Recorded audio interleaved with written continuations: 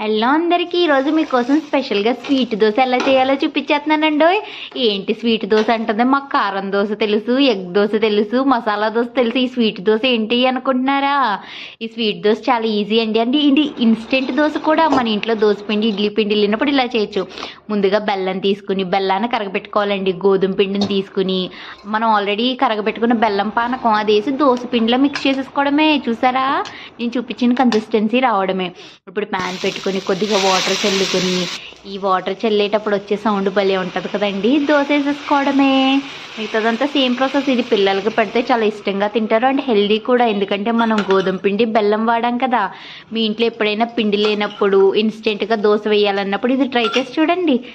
భలే ఉంటుందండి. టేస్ట్ మాత్రం ఎన్ని తిన్నా తినాలనిపిస్తుందండి. నచ్చిందా? మీరు కూడా ఒకసారి ట్రై చేసి చూడండి. మరి కొంచెం మన ఛానల్ని సపోర్ట్ చేయండి. ఉంటాను మరి, బాయ్ బాయ్.